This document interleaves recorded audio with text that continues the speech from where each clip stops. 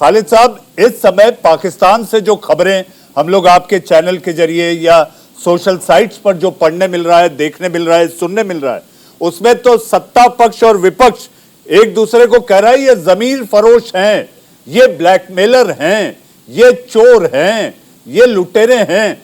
तो ये समझ नहीं आ रहा हम लोगों को कि आखिर पाकिस्तान की सियासत है क्या? ये वही चोर हैं, लुटेरे हैं, डाकू हैं जिन्होंने 2018 में दूसरी जमातों को छोड़ के इमरान खान का साथ दिया था और उनकी जमात जो है उसको ज्वाइन किया था। आज अब वो फसली बुटेरे वापस जाना शुरू हुए हैं, तो अब ये चोर हो गए हैं। अब 3.5 साल 4 साल बाद इमरान खान को याद आ गया कि ये वही चोर हैं, लुटेरे हैं, डाकू हैं जो पाकिस्तान को 2018 से पहले लूटते रहे।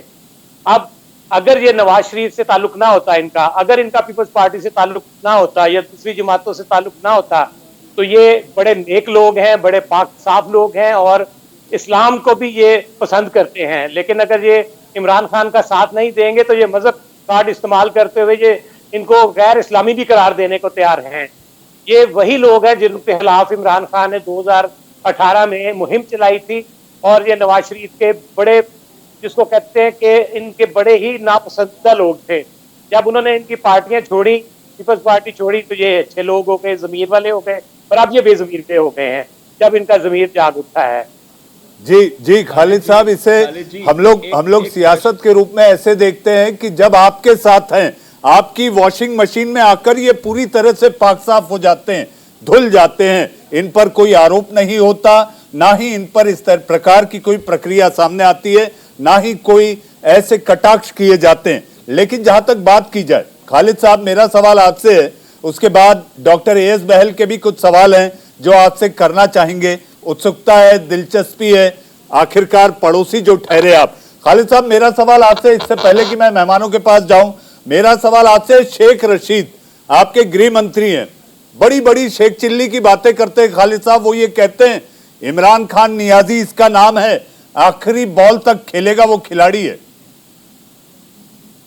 जी बिल्कुल, आखिरी बॉल तक खेलेगा, उसका शौक है बड़ा कि वो आखिरी बॉल पे आउट हो, क्योंकि शेख रशीद आपको भी पता है कि किसके आदमी हैं और किस तरीके से ये हर हुकूमत में ये साथ देते रहे हैं, उस हुकूमत का जो एस्टेब्लिशमेंट की जिसके ऊपर हाथ होता था। अब पर्दा उठ गया, शेख रशीद को भी मालूम है कि आइंदा उनका फ्यूचर कोई नहीं है और ना ही कोई जमात उनको अब वापस लेगी। इसी वजह से वो चाहते हैं कि किसी तरीके से इमरान खान की हुकूमत बनी रहे और वो अपना उल्लू सीधा करते रहे और हुकूमत पे रहें, और जो चंद महीने या चंद दिन वो इक़्तिदार संभाल सकते, रह सकते इक़्तिदार में, वो रहें। लेकिन अब शेख रशीद भी आहिस्ता आहिस्ता इनको समझा रहे हैं कि भाई आप जिस तरीके से हुकूमत कर रहे हैं अवाम को अच्छा नहीं लगता, तो आप जो आइंदा बजट आने वाला है मई और जून के दरमियान, उसके बाद इलेक्शन करवा दीजिए। आखिर ये क्यों हो रहा है? इसलिए कि शेख रशीद को भी मालूम है कि इस वक्त हालात बहुत ख़राब हैं। अगर आज ये सरप्राइज देते हैं इमरान खान, तो फिर ये सरप्राइज शेख रशीद के लिए भी होगा और सबके लिए होगा।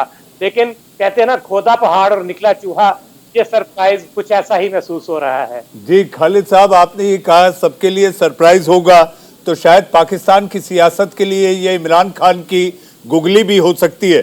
खालिद साहब, हमारे साथ डॉक्टर एएस बहल हैं, विदेश मामलों के जानकार हैं और पूर्व राजनयिक रहे हैं। डॉक्टर बहल के आपसे कुछ सवाल हैं। Doctor Bahl, over to Khalid साहब। खालिद जी, आपने बहुत अच्छा विश्लेषण किया। अब मेरे आपसे 2 प्रश्न हैं। खालिद जी, पहला प्रश्न यह है कि अभी तक पूरी पाकिस्तान की इंडिपेंडेंट हिस्ट्री में एक भी प्राइम मिनिस्टर ने 5 साल अपने पूरे नहीं किए। पार्टी ने किए हों पर प्राइम मिनिस्टर ने नहीं किए, ऐसा क्यों है? दूसरी चीज कि अब इमरान खान के पास क्या ऑप्शंस रह गए हैं?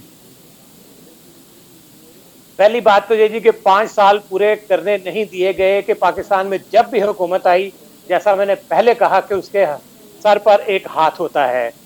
जब तक वो उस हाथ को बर्दाश्त करते हैं वो सर पे रहता है, जब नहीं वो उसके मुंह पे पड़ जाता है और वो हुकूमत से अलग हो जाते हैं।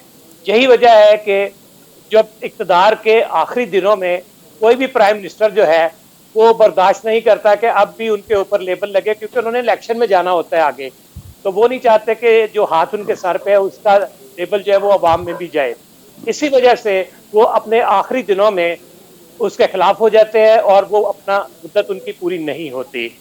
दूसरी बात कि इमरान खान के बाद क्या होगा वो आप सबको पता है कि जितना होगा, ना नवाज शरीफ की हुकूमत इस काबिल होगी, ना पीपल्स पार्टी की हुकूमत इस काबिल होगी, और कोई भी हुकूमत इस काबिल नहीं होगी कि पाकिस्तान को इस दलदल से निकाल सके। बल्कि मैं ये भी कहूँगा कि जो अगला 1.5 साल होगा, और अगर यही हुकूमत पूरी करे, असम्बलियाँ पूरी करे, तो इनका नामो निशान मिट जाएगा जो भी आइंदा हुकूमत देगा।